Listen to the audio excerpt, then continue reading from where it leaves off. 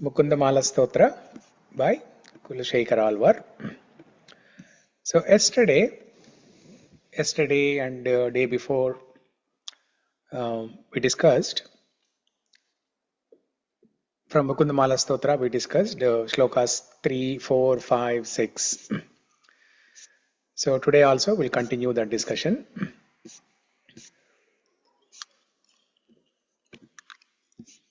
So yesterday we talked about Nischala Bhakti. The day before we discussed 9 processes of devotional service, Navavida Bhakti, and we saw that shloka which tells who are the great devotees who perfected in each of those Navavida Bhakti.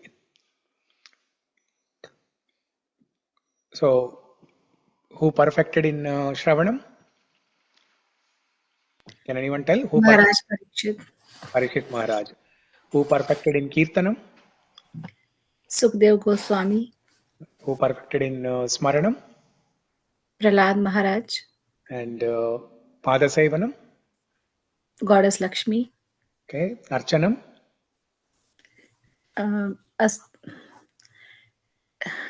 King Astu something. Prithu Maharaj. King Prithu. Prithu Maharaj. And Vandanam? Vandanam. Akrura. Akrura, correct. Yeah. Dasyam? Hanuman. Sakyam? Arjuna. Yeah. And Atmanivedanam? Bali Maharaj. Okay. And there is one special personality who perfected in all these Navavida Bhaktis. That is Ambarish Maharaj. He perfected in Shravanam, Kirtanam, Vishnu Smaranam, Archanam, because he's a king. He can perform opulent worship of the Lord, Archanam. So he did everything. Parikshit Maharaj also could have perfected in all the limbs, because he is also a great king, a great devotee, great saintly king. But he, we all know the story of Parikshit Maharaj, how he was cursed to die in 7 days, and that's why he spent 7 days in hearing Srimad Bhagavatam very attentively. So it is mentioned that. So do you all know the story of Parikshit Maharaj, or is there anyone who doesn't know?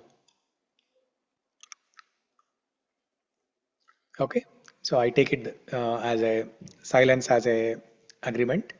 Everyone knows the story of Parikshit Maharaj. So it is mentioned that at the end of 7 days, the curse has to manifest, right? Parikshit Maharaj was cursed to be bitten by a serpent called Takshaka snake. So after 7 days, when or maybe at the end of 7th day, when Parikshit Maharaj was sitting under the tree, a fruit fell from the tree, and then there was so he opened the fruit, not with the intention to eat, but just to see. So he opened the fruit, and there was a bug in the fruit. There was an insect or bug. And then suddenly he got reminded of the curse that a snake called Takshaka would bite him and he would die. So in order to fulfill the curse of Shaimika Rishi's son, Shringi, what Parikshit did was, in his mind, he took a sankalpa that let this bug in the fruit, let this insect in the fruit become that Takshaka snake and bite me. So now imagine, somebody is trying to fulfill the curse that was given by a saintly person. Parikshit Maharaj, Shaimika Rishi, and his son Shringi, these are all saintly people. That's why they are able to give a curse. If a person is not saintly, they cannot give a curse. Only sadhu who have practiced great austerities, only they have the power to give a curse, or the power to the power of speech, basically. Vak Shuddhi. It's called Vak Shuddhi. Whatever they say, it will come true. So now here Parikshit Maharaj, he wanted to fulfill the curse given by Shringi. So he's also a great devotee. So like that we saw all other devotees who perfected in different limbs of bhakti. Okay. And we also discussed Nischala Bhakti, right? And one more point. On the 9 processes of devotional service, the Navavida Bhakti, that all the limbs in the Navavida Bhakti, they have to culminate in Smarana. So Smarana is the topmost limb of Bhakti. Whatever we do, we should always remember Krishna. Smartavyam satatam Vishnur vismartavyam najatuchit. Always remember Krishna, never forget Krishna. We also In that, Prabhuji, in that Lavanya Mataji has told like a lamp is there, right? That how the oil is like lighting up the lamp. In that way, the means like absorbing, like water will be like a drop, it will be distributed, right, Prabhuji? But the oil flow is very continuous. Yeah. That kind of we should have to be in the bhakti. I could not able to phrase the sentence properly, Prabhuji, but very nice it was. Yeah. So there is a shloka in Srimad Bhagavatam that says, Savai pumsam paro dharmo yato bhaktir adokshaje ahaituki apratihata yayatma suprasidati. Bhakti should be performed with the 2 aspects, ahaituki and apratihata.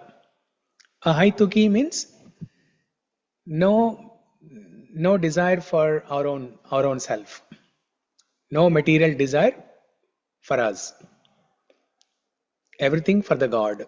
Sarvam Sri Krishnarpanamastu. That is ahaituki. Next one is apratihata. Apratihata means uninterrupted. Just like the flow of oil,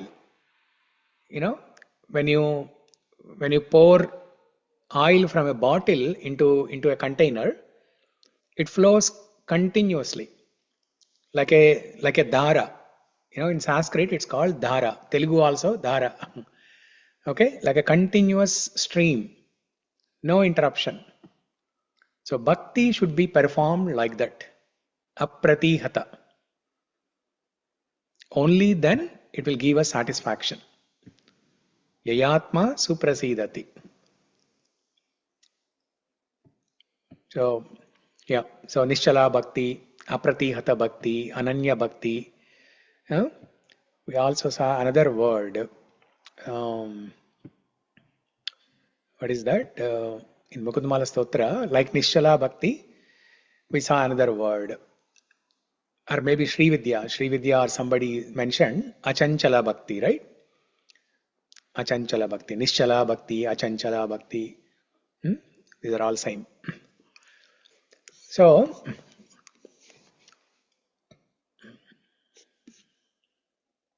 one sec.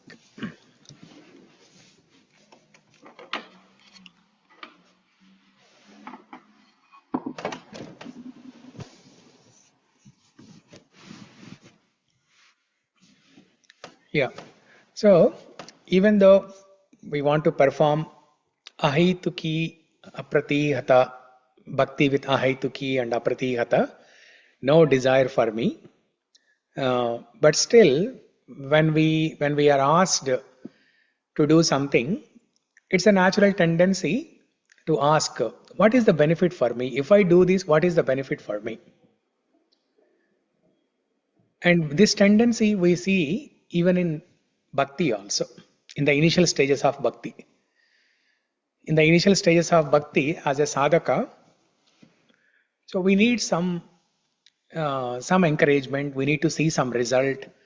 We need people to see our work, our sadhana, our service, and we expect people to appreciate us. These things are there in bhakti also, in the initial stage. However, as we progress to higher stages, this tendency will disappear. So, talking about this phala, or the result, or the fruits of an action, right? So, in Mukunda-Mālā-Stotra, there is a shloka that talks about phala shruti. Every kirtan, every bhajan, every kirtan, every ashtakam, every stotram has phala shruti. If it is an ashtakam, there are 8 shlokas, 8 stanzas, and then there will be a 9th shloka that talks about the phala shruti. What is the benefit to the devotees who hear or recite this ashtakam? For example, Sri Krishna Ashtakam. Sri Krishna Ashtakam, there are 8 shlokas, 8 stanzas, and then the 9th shloka talks about phala shruti. So like that, Mukunda-Mālā-Stotra also, there is a shloka that talks about phala shruti. Just like how Vishnu Sahasranama also, right? Vishnu Sahasranama also has phala shruti. For those who are familiar with Vishnu Sahasranama, it says towards the end, after Bhishma Dev recites all the names, all the 1000 names of Vishnu, in the Uttara Paitika, towards the last part, Bhishma Dev says, Ya idam shrunuyan nityam yachapi parikirtayet na shubham prapnuyat kinchit somutreha cha manavaha vedantago brahmanasya kshatriyo vijayi bhavet vaishyo dhana samudrasya chudras sukamavapnuyat dharmardi prapnuyat dharmardi prapnuyat dharmamardhardi chardamapnuyat कामानवाप्नुयात् कामा प्रजार्धी प्राप्नुयात् प्रजा भक्तिमान् यः सधोत्ताय शुचिस्तद्गतमानसः सहस्रं वासुदेवस्य नाम्नमेतत् प्रकीर्तयेत् यशः प्राप्नोति विपुलं याति प्राधान्यमेव च अचलां श्रियमाप्नोति श्रेयः प्राप्नोत्यनुत्तमम् न भयं क्वचिदाप्नोति वीर्यं तेजश्च विन्दति भवत्यरोगो द्युतिमान् बलरूपगुणान्वितः रोगार्तो मुच्यते बद्धो मुच्येत बन्धनात् भयान् मुच्येत भीतस्तु मुच्येतापन्न आपदः दुर्गाण्यतितरत्याशु पुरुषः पुरुषोत्तमं स्तुवन्नाम सहस्रेण नित्यं भक्तिसमन्वितः वासुदेवाश्रयो मर्त्यो वासुदेवपरायणः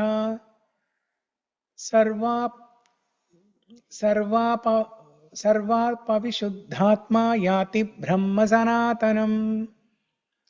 And so on.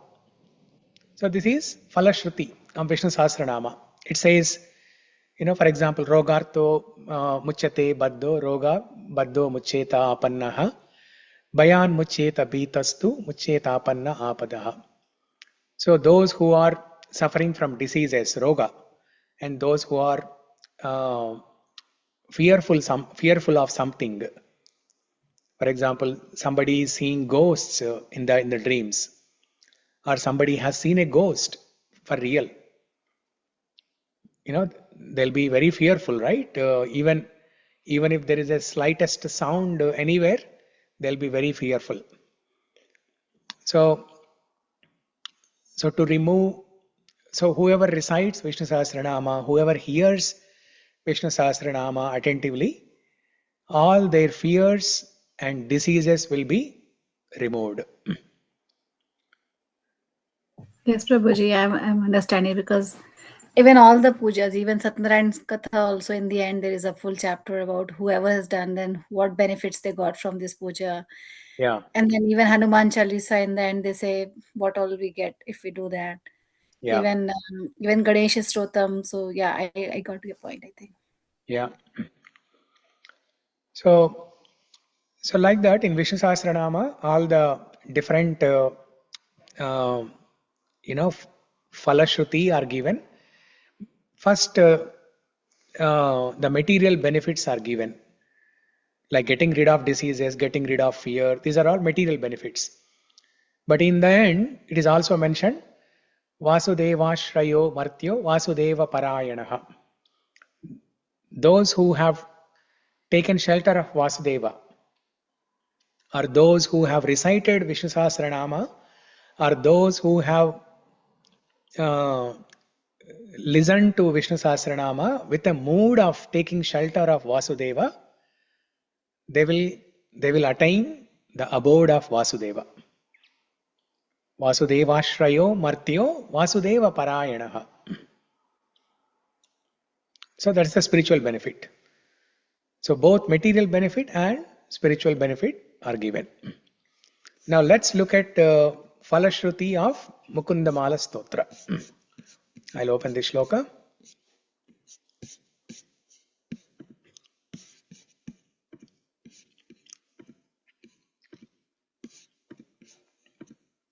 So this is the last shloka, 53rd shloka, that talks about Falashruti.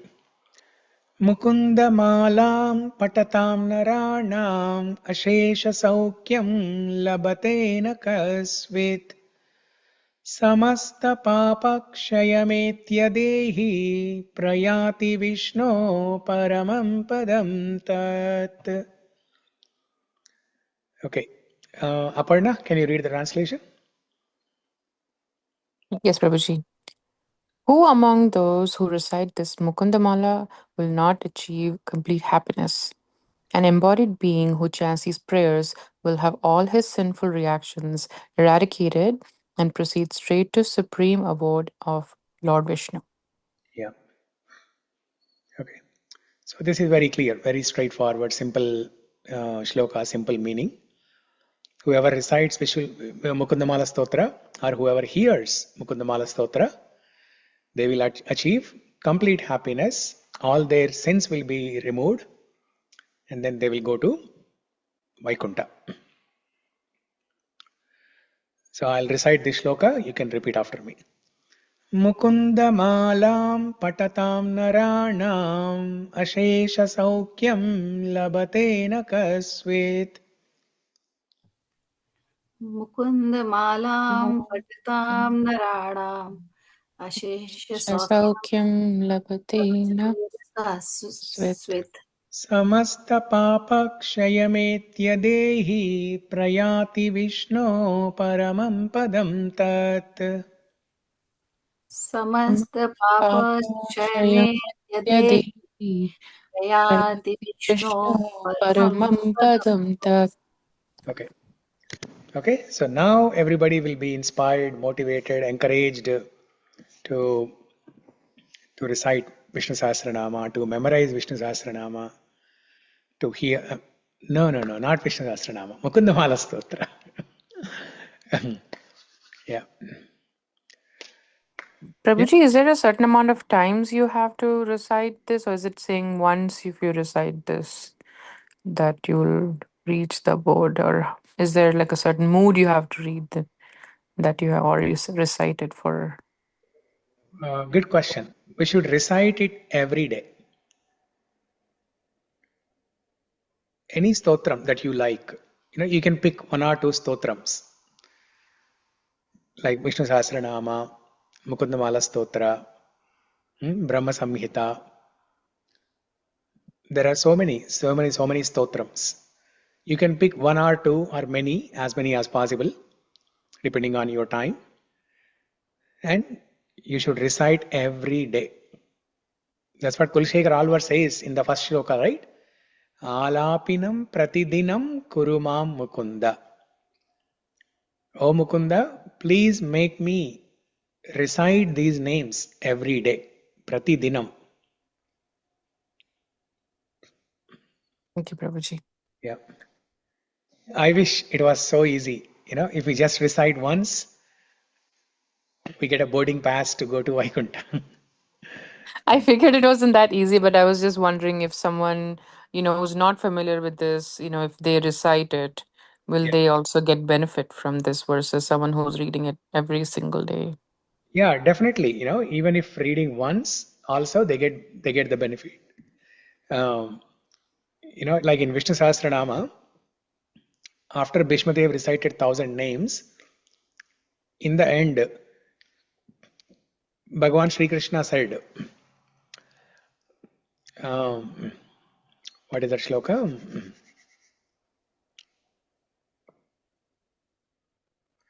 Yo mam nama sahasrena shrotumichchati pandava shlokamekena sohamekena shlokena shrutayevana samshayaha. So Bhagavan Sri Krishna says,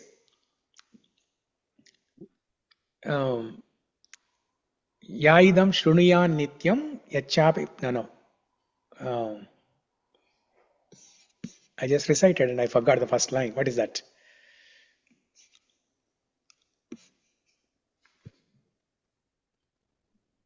Yomam nama sahasrena shrotu michchati pandava. So Bhagavan Sri Krishna says,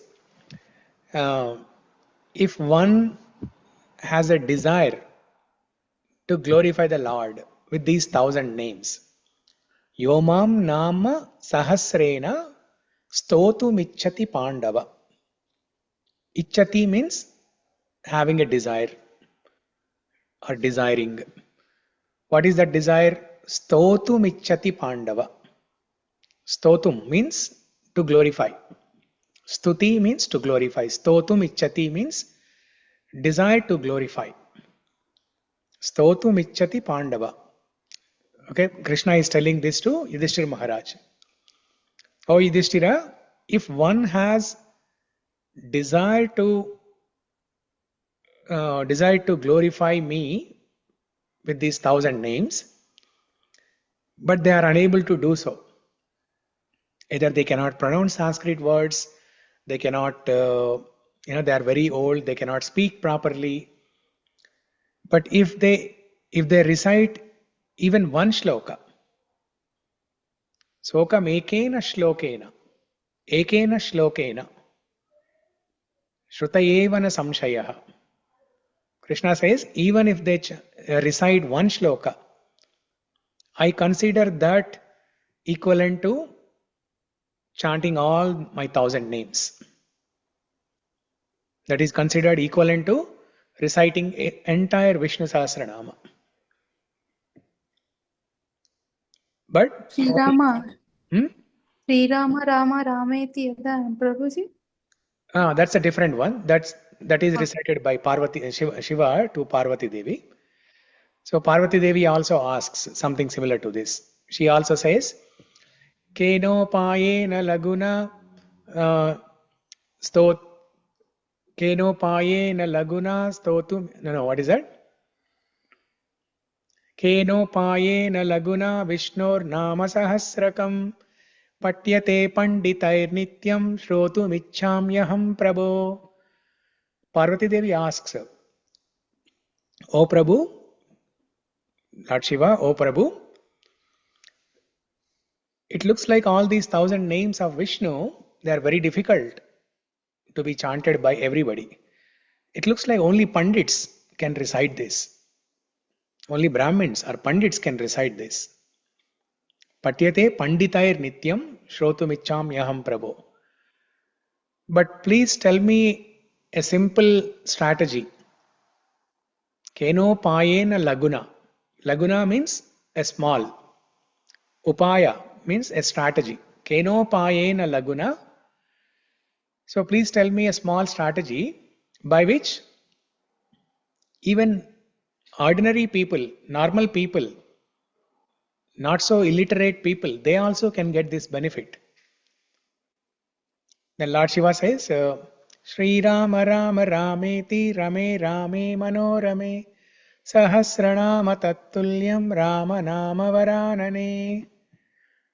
So Lord Shiva says, if one chants Lord Rama's name once, that is equivalent to chanting 1000 names of Vishnu. Okay?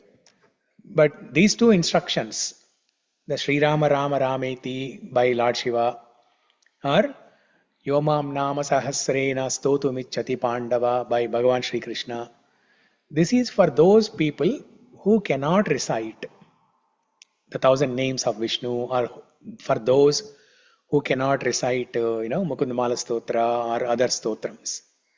But for people like all of us who are able to, who have good health and who are able to recite, we should make an attempt to recite every single day.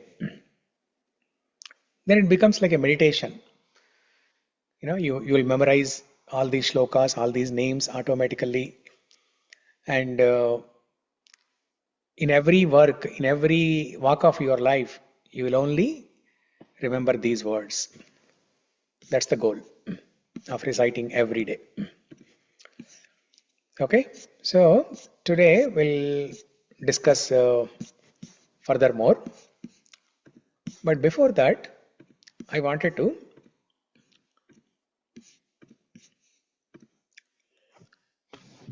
speak something about this word from second shloka, Jayatu.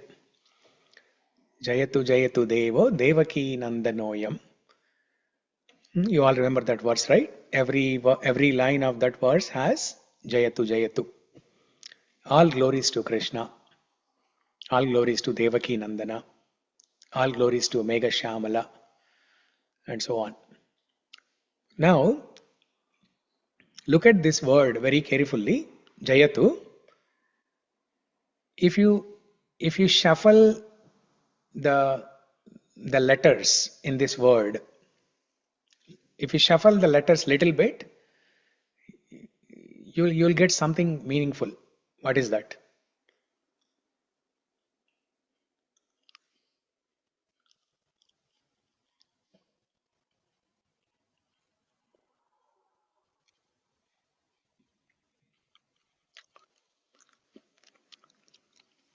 Any guesses?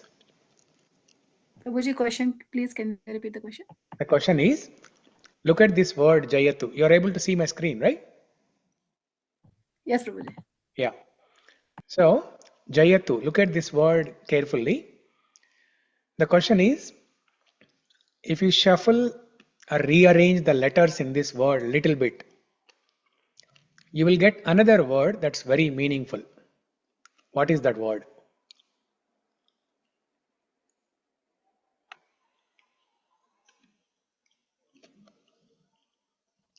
Jatayu?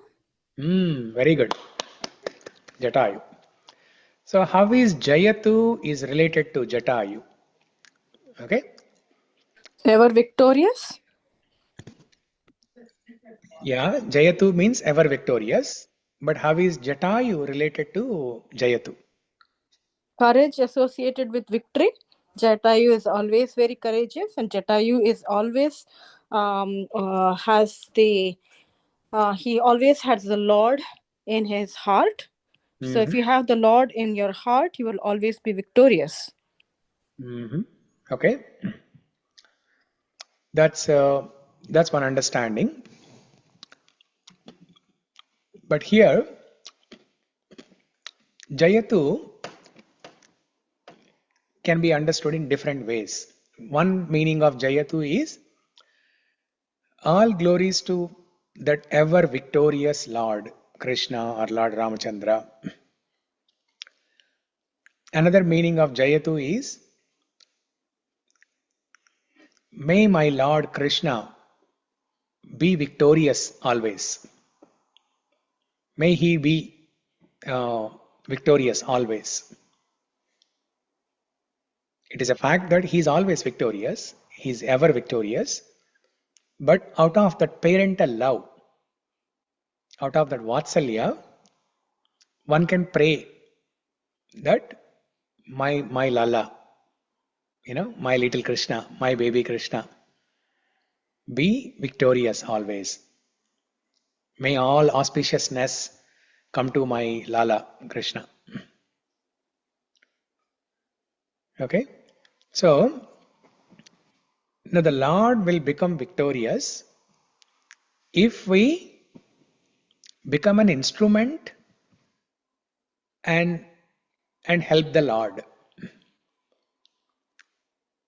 Lord doesn't need our help to achieve something. Simply by his desire, he can make things happen. How the world was created? The universes were created simply by his desire. So when he is able to create the universes simply by his desire, can't he do small things like getting Sita Devi back from Lanka? So he can easily do that. But Lord wants to give credit to the devotees. That's why he wants to make the devotees as instrument in his plan. So if we become an instrument and help the Lord, there are two things that will happen. One is, we will help the Lord become victorious in the first place, and by doing so, we will also become victorious. So now let's try to understand how Jatayu helped the Lord. So when Ravanasura was kidnapping Sita, he was taking Sitamma and on the way, midair, Jatayu saw Ravanasura taking Sitamma, and then Jatayu knows that Ravanasura is very powerful. He is very powerful. He has 10 heads and also he is very powerful. Jatayu knows for sure that if Jatayu tries to stop him, he will be unsuccessful. His life will be at risk. Having known this, Jatayu started fighting with Ravanasura.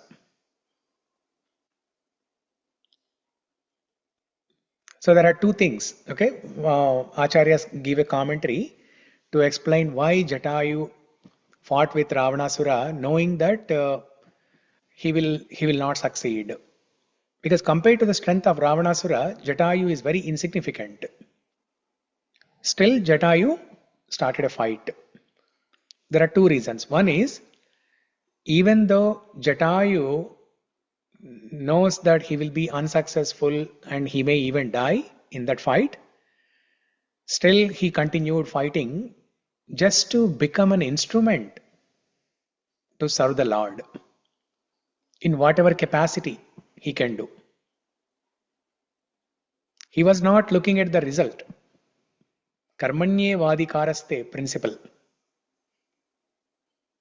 Jatayu was only focusing on the work, not the result. The end result can be success or failure. But Jatayu imbibed this Karmanye-vadikaraste principle and just focused on the work, seva to the Lord as an instrument. That is one reason. Second reason is, it is mentioned that if Ravanasura reaches Lanka during some particular time, then it is very inauspicious for Lord Ramachandra and Sita Devi. Okay, if Ravanasura takes Sitamma and reaches Lanka in particular time, it will be auspicious to Ravanasura, it will be beneficial to Ravanasura, but it will be inauspicious to Ramachandra and Sitamma. That's why Jatayu wanted to delay this process by few minutes. It's called Vindhya Muhurta. If Ravanasura reaches Lanka when this Vindhya Muhurta starts, then he will be successful in what he wanted to do. That's why Jatayu wanted to delay this process so that Ravanasura cannot reach Lanka when the Vindhya Muhurta starts. This is an external reason, but the internal reason is Jatayu wanted to become an instrument so that it will give success to the Lord. And he was able to do that. He succeeded, even though he died in that battle, but he succeeded. He became victorious. How did he become victorious? By bringing victory to the Lord. He was able to delay this process of taking Sitamma to Lanka by this Vindhya Muhurta. By doing so, he brought victory to Lord Ramachandra, and that's how Jatayu also became victorious. That's why when Ravanasura killed Jatayu, and later on when Lakshmana and Ramachandra, when they are in search of Sitamma and they find Jatayu, Ramachandra personally does Antyakriya for Jatayu, the final rites, the last rites. In the entire history, this is the only incident where the Lord personally performs last rites, Antyakriya, to a person. And here, Jatayu is not even a human being, a bird. And Jatayu is not a like a sattvic bird, right? Jatayu is in the family of Garuda, a wild bird, eagle, vulture, but still a devotee of the Lord. So very glorious. The departure of Jatayu was very glorious because Lord personally did the Antyakriya, last rites for Jatayu. So this is the principle we have to understand from this Jayatu. When we say Jayatu Jayatu Devo Devaki Nandanoyam, when we are praying that, O Krishna, may you always be victorious, there is an instruction for us. When we are in that prayer, there is an instruction for us. The instruction is we have to become an instrument in serving the Lord. Only then the Lord will be victorious, and after that we will also be victorious. We will also become glorious. In Bhagavad Gita, Krishna tells Arjuna in 11th chapter, after showing the Vishwarupa Darshan, Krishna says, I have already killed all these Kauravas. Now you just get up, pick up your bow Gandiva and fight and enjoy the kingdom. Tasmat tvamuttishta yasho labhasva jitva shatrum bhunksha rajyam samruddham mayaivaite nihata purvameva nimittamatram bhavasavyasachi. Krishna says in that shloka in 11th chapter, Tasmat tvam uttishta. Oh Arjuna, get up. Uttishta means get up. Stand up. Tasmat tvam uttishta yasho labhasva. Get up, pick up your bow gandiva, fight and obtain name and fame. Yasho labhasva. Yasho labhasva. Yashas means name and fame, kirti. Labhasva, obtain. You obtain name and fame. How? By killing the Kauravas. Jitva shatrum bhungshva. Jitva shatrum bhungshva. By killing the enemies and conquering them. Jitva shatrum bhungshva. And by doing so, you enjoy the kingdom in full. Rajyam samruddham. Jitva shatrum bhungshva rajyam samruddham. Because by my prior arrangement, by my previous arrangement, by my plan that I have done previously, or based on what I have already planned for Kauravas, mayaivaite nihata purvameva. All these Kauravas will be killed anyway. That's why nimitta matram bhavasavyasachi. Nimitta matram bhava. Nimitta matram means become an instrument. Nimitta matram is instrument. Bhava means become. Nimitta matram bhava. Become an instrument. O Savyasachi Arjuna. So this is the instruction from the Jayatu shloka. In every line we are glorifying Krishna. Oh Krishna, may you always be victorious. But we have to help Krishna become victorious by becoming an instrument, by taking part in his plan. Okay? Prabhuji, one quick question in this shloka, only the second shloka. Yeah. Pradipa is used, right? Pradipa and Deepa. So instead of Deepa is also a lamp, right, Prabhuji? So Yes. why Kulshikar have been used Pradipa in that way? Anything like another meaning in that, like anything other than the meaning lighting? Yeah. So in Sanskrit, whenever you have this prefix pra, that means pravishta rupena. Pravishta rupena deepa. Vrishni vamsha pradeepa. Deepa means lamp. Vrishni vamsha deepa means he is like a shining lamp in Vrishni vamsha. But why pradeepa? Pradeepa means pravishta rupena deepa. He is an extraordinarily shining lamp. Not just a shining lamp, but he is extraordinarily shining lamp. He is extraordinarily powerful. He is extraordinarily glorious in that dynasty, Vrishni Vamsha.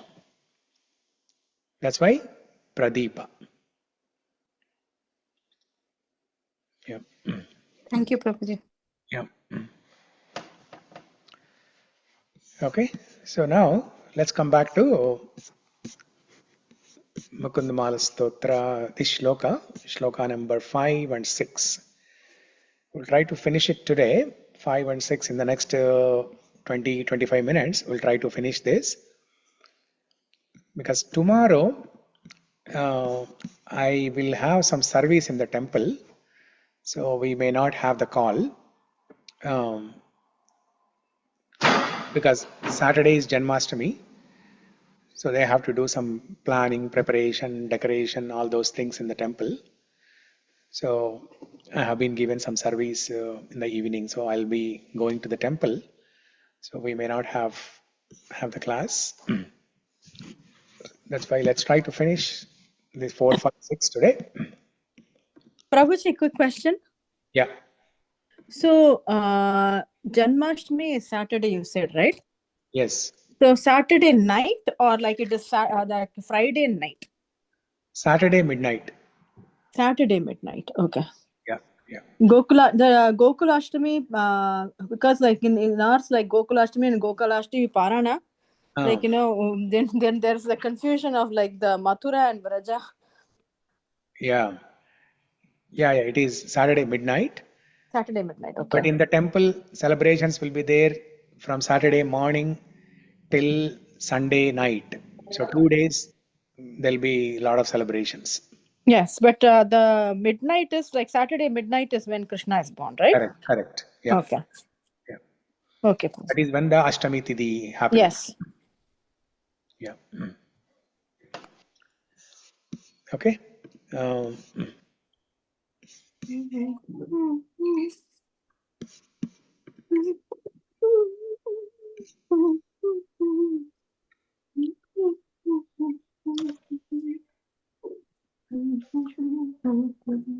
yesterday we discussed this.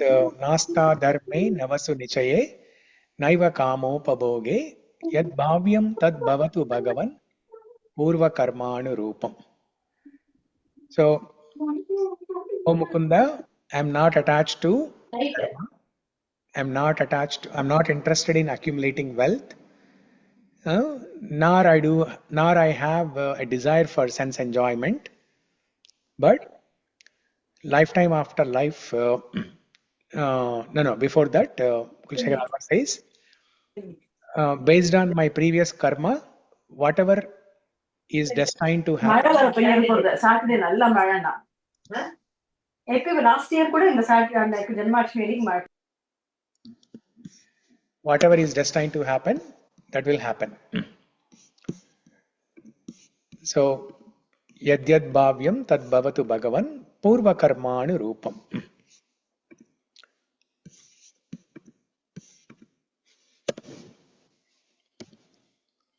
Etat prarthyam mama bahumatam janma janmantarepi tvat padamboruha yugagata nischala bhakti rastu. So, based on my karma, whatever is destined to happen, that will happen.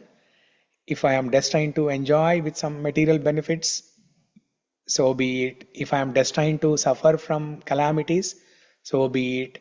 If I am destined to take birth in the next life in the earthly planet, so be it. If I am destined to take birth in heavenly planets, so be it. If I am destined to go to hellish planets, so be it. But janma janmantarepi etat prarthyam. My only prayer is to have nischala bhakti at your lotus feet. Birth after birth, let me render unflinching devotional service unto you. Etat prarthyam mama bahumatam janma janmantarepi. This will be my desire, lifetime after lifetime. May I always remember your lotus feet. Okay? Now the next sloka. Diviva bhuviva mamastu vaso narakeva narakantaka prakamam.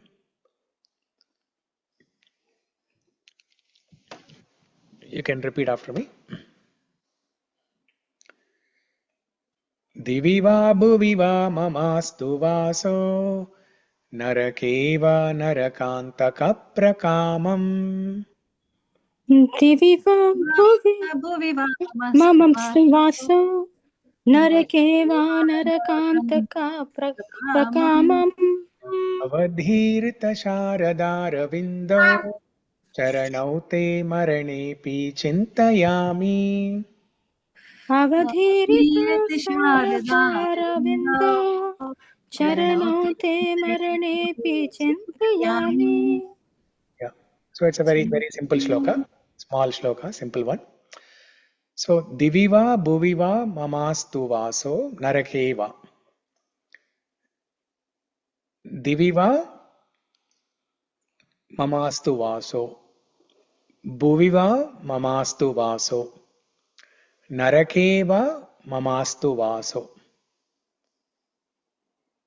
O Lord, killer of the demon Naraka, let me reside either in the realm of demigods, in the world of human beings, or in hell, as you please.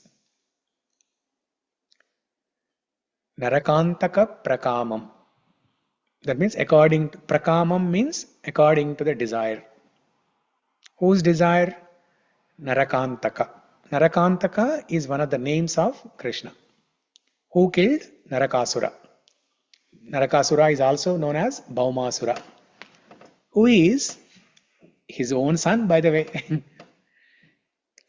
Bhaumasura is the son of Varaha and Bhumi Devi.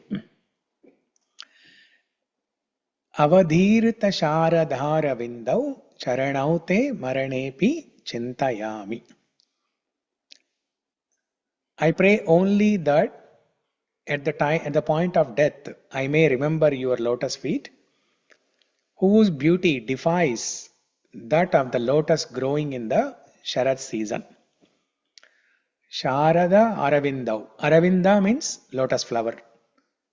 Sharada aravindau means the lotus that is growing in autumn season, Sharat Rutu. Avadhirita means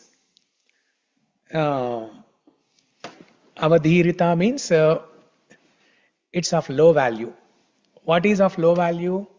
The lotus flower, the beautiful lotus flower, which looks beautiful, which has a beautiful fragrance, and it's a special lotus flower because it has blossomed in autumn season, Sharat Rutu. But still, no matter how special that lotus flower may be, no matter how beautiful and how fragrant that lotus flower may be, that is of low value when compared to the beauty of your lotus feet. Avadhirta sharadhara vindau charanau te maranepi cintayāmi. Cintayāmi means may I always remember.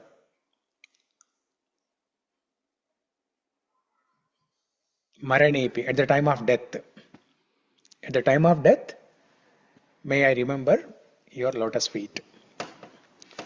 Now, why Kulshekar Alvar has used the name Narakantaka here? And if you observe, all these slokas, right, in Mukunda-Mālā-Stotra, there is a pattern of dancing of the swaras. Narakeva narakantaka prakamam diviva bhuviva mamastu vaso narakeva narakantaka prakamam. There's a dancing pattern of the words or the syllables or the swaras. In the previous Mukunda, mūrdhnā, every shloka is like that actually. Bhavantam, ekāntam, iyantam, artham. See, they're all almost rhyming. It's like a dancing pattern that creates a beautiful melody. Bhavantam, ekāntam, iyantam, artham. Avismr tvac-caran āravinde bhave mestu bhavat-prasādāt. Dvandvam advandva-hetoh here. So, and here also. Bhave hridaya bhavane bhavayeyam bhavantam. So, beautiful choice of words.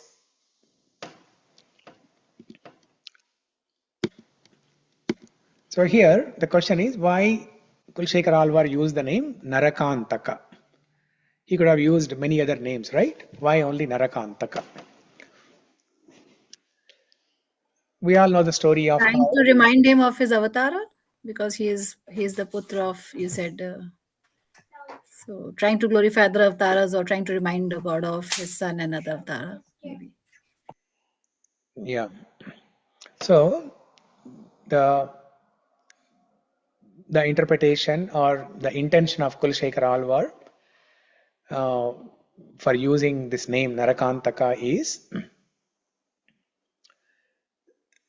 so when Krishna killed Narakasura, two things happened. One is the demon Narakasura was killed, and then all the ladies, 16,000 ladies who were captivated by Narakasura, they got liberated, they got released.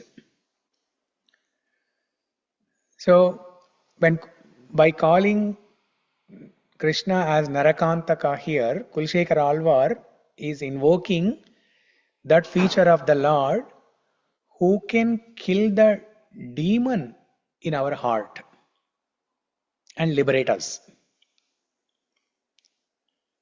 All of us, we have so many anarthas in our heart.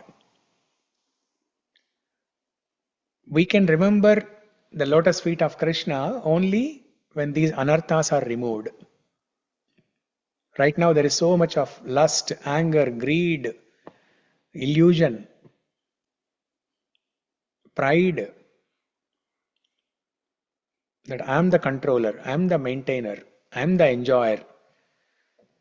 Prabhuji, So okay, much pride. question. What is the difference between pride and false ego, Prabhuji? So false ego means it makes the soul identify with the body. And once the soul starts identifying with the body, then all the other anarthas will manifest. The kama, krodha, lobha, moha, mada, matsarya. All these anarthas will manifest because we are identifying with our body and not with the soul. So the process is to cultivate spiritual knowledge, to feed the spirit soul and start identifying ourselves with the soul and not with the body. Okay? So by calling Krishna as Narakantaka, Kulashekara Alvar is invoking his feature to kill our anarthas in the heart, to kill the demons in the heart. So speaking about the demons, if you look at different yugas, right? Starting from Satya Yuga to Kali Yuga, Satya, Treta, Dvapara and Kali Yuga. In different yugas, the demons and the divine and demoniac people, they reside in different places. In different yugas, they reside in different places. In Satya Yuga, the demons and divine people, they live in different planets. Okay, so Hiranyakashipu and then people in the heavenly planets. Okay, Hiranyakashipu is a demon who is on the earthly planet, and the divine people are all the devatas in the heavenly planets, Indra, Varuna, Vayu, Agni and so on. And we all know the story how Hiranyakashipu he controlled the devatas. He made them as his servants. Indra, who is the Devadipati, who is the Adipati of all the devas, he was a servant for Hiranyakashipu.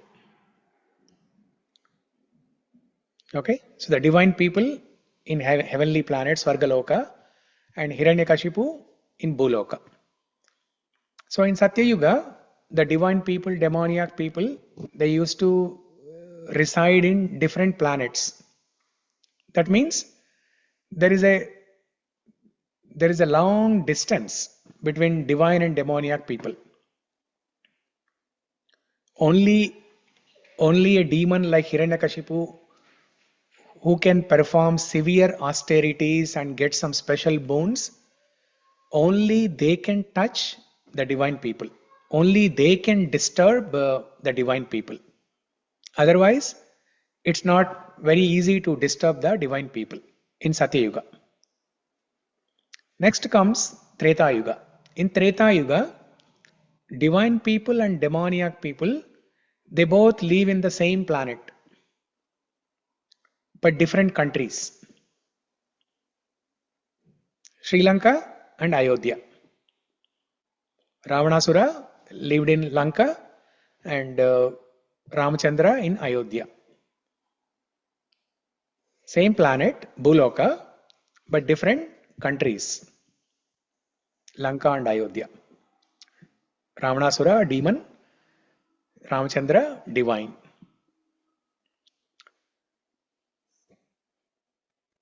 And because the distance has shortened now, compared to Satya Yuga, the distance has shortened, right? That's why Ravanasura was able to disturb Ramachandra and Sitamma, even though Ravanasura did not perform very severe austerities like Hiranyakashipu. What Hiranyakashipu has done is unimaginable. He was standing on one leg for thousands of years, and his body was completely deteriorated. His bones were visible outside. Ravanasura did not do severe austerities like that. But still Prabhuji, he was able. He cut his head, Prabhuji, 10 times. He It seems like he cut his head, and then also like with this like he pleased Shiva, right, with like cutting his intestines and like doing the veena performance. So different kind of austerity was done, maybe not for 10,000 years, but he definitely like did some really harsh penance. Yeah, he did those penances because he's a Shiva Bhakta. He's a Shiva Bhakta. He's a very he's well educated in Vedas. So all those things. So he had the confidence that Lord Shiva will protect him. That's why he adventured to do those things. But compared to Hiranyakashipu's austerity, for several thousands of years, what Ravanasura has done is insignificant. But still he was able to disturb the divine people because the distance has shortened compared to Satya Yuga. And then next comes Dwapara Yuga. In Dwapara Yuga, the divine and demoniac people, they live in the same country, but in different cities. Kamsa, and here, whether it is Lord Krishna or Vasudeva Devaki. Prabhu, is it not the same for Rama and Ravana, that like they are in the same earth, right? Different country. Oh, okay.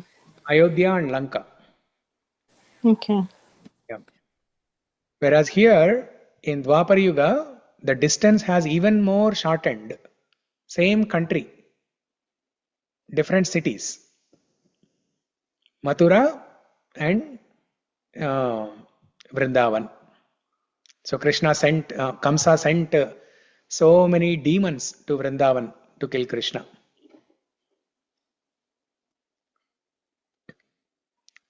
And next comes, and going back to Dwapara Yuga, right? Because the distance is so short between Mathura and Vrindavan, in just a few hours you can travel from Mathura to Vrindavan. Because the distance is so short between divine and demoniac people, Kamsa was able to send so many demons every year, every now and then. He was able to send so many demons. Now comes Kali Yuga. In Kali Yuga, what happened? same house. Kali Yuga, Same house. Same house.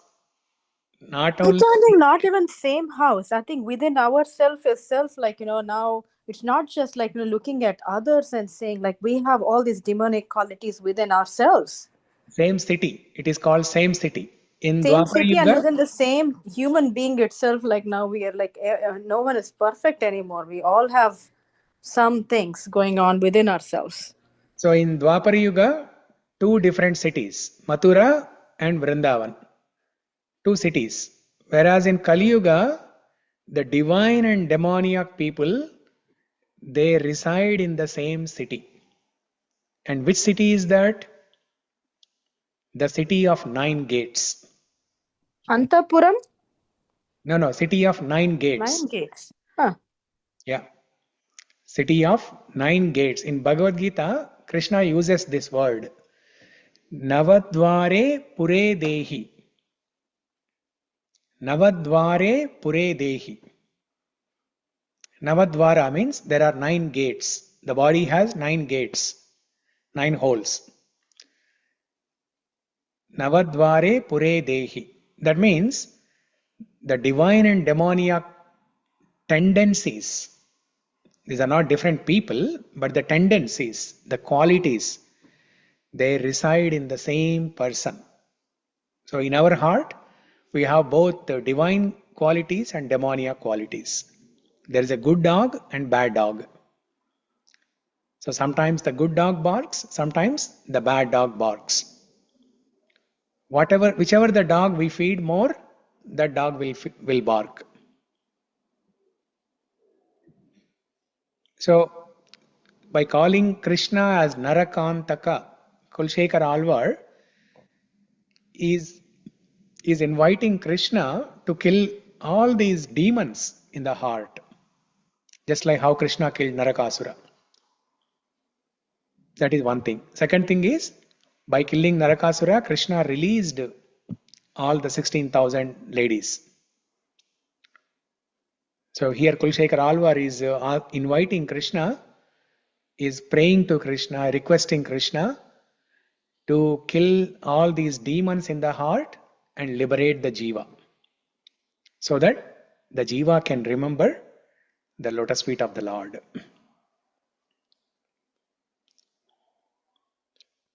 Just like how yesterday we discussed, right? During Kaliya Mardhan Leela, Krishna crushed the pride of Kaliya and liberated him. Liberated in the sense, he did not kill, Krishna did not kill Kaliya right then, but eventually, whenever Kaliya left the body, he was liberated.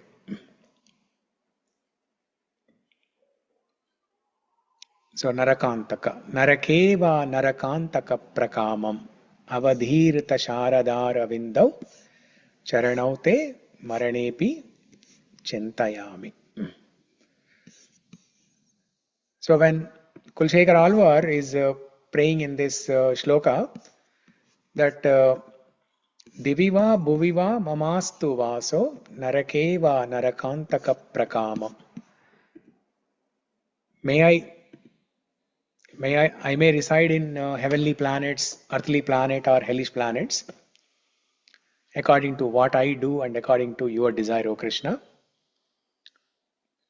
Now in Bhagavad Gita, Krishna tells in 15th chapter how different people or how some people they progress upwards to higher planets, and how some people they stay where they are in the earthly planet, or how some people they go down to hellish planets. Krishna tells, Urdhvam gacchanti satvasta madhye tishtanti rajasam ado gacchanti tamasaha. Urdhvam gacchanti satvasta. Urdhvam means upwards. Urdhvam gacchanti means those people will go upwards, will progress upwards to higher planetary systems. Who are those people? Satvasta. those who are in the mode of goodness. If we cultivate sattvic gunas, if we cultivate mode of goodness, then we will travel upwards, will progress upwards to higher planetary systems. Madhye tishtanti rajasam. If we cultivate mode of passion, rajasika gunam, then we will stay in the middle planetary system, earthly planetary system. And adho gachanti tamasaha. If we cultivate mode of ignorance, this tamasika guna, then we'll go down to hellish planets. So urdhvam gachanti satvasta, madhye tishtanti rajasam, adho gachanti tamasaha. So our goal is to cultivate mode of goodness, so that we can travel upwards to higher planetary systems. So that we can remember Krishna. That's what Kulshekar Alvar is saying here. Narakantaka. Narakeva narakantaka prakamam avadhirta sharadāravinde charanaute maranepi cintayāmi. Okay, so it's almost 10. Any quick question, comment, reflection?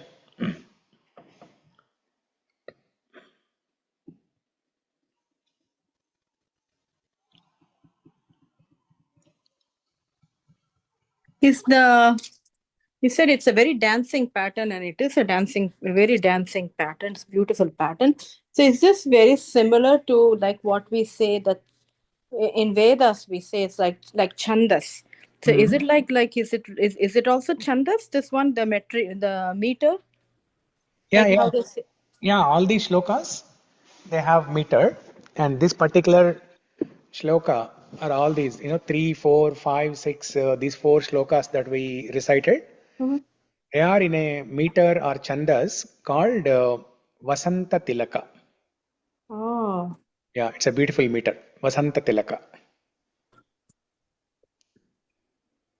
Yeah, and then there are some shlokas in Mukunda-Mālā-Stotra that have 19 syllables per each line. That's called Shardula Vikridita meter. What does that mean? Shardula Vikridita? Shardula Vikridita. Shardula means tiger. Vikridita means just like how a tiger,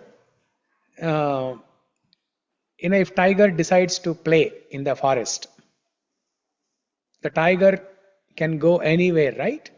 Nobody can stop tiger or lion.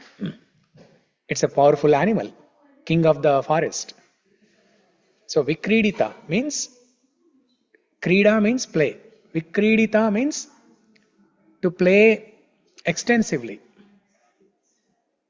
Tiger or lion, once they decide to play in the forest, they can play extensively. Wherever they want to roam around, they can go. Like that, the Shardula Vikridita meter in Sanskrit, it's a beautiful meter. It's more beautiful than Vasanta Tilaka. It has a melody. It has a beautiful melody. Vasanta Tilaka is like a dancing pattern, and Shardula Vikridita, it has a beautiful melody. So Vasanta Tilaka, like it's because the Vasantam is like the spring season. Is that why it is like dancing pattern? I don't know why it is named as Vasanta Tilaka. Yeah, I don't know why it is named. Yeah, I can find out. Yeah. So, for example, there is a shloka in Mukunda-Mālā-Stotra that has Shardula Vikridita meter. Shatruchedaika mantram sakalam upanishad vakya sampujya mantram samsarocheda mantram samuchita tamasaha sangha niryana mantram sarvaishwaryaika mantram Vyasana bhujaga sandashta santrana mantram Jihve Sri Krishna mantram Japa japa satatam janma safalya mantram. So this is in Shardula Vikridita meter. It's very beautiful, Prabhu. Yeah. So yeah. So here, just like how a tiger plays extensively, the melody, the beautiful melody plays extensively in Shardula Vikridita.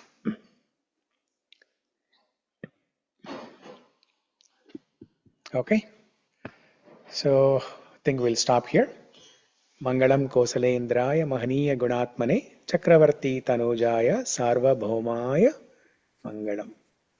Thank you, Mukunda-Mālā-Stotra. Prabhuji. Jai. की जय Abhishek Radha की जय की Jai. जय Thank you, Prabhuji. Hare Krishna. See you all on Monday. Yes, Prabhuji. Thank you, Prabhuji.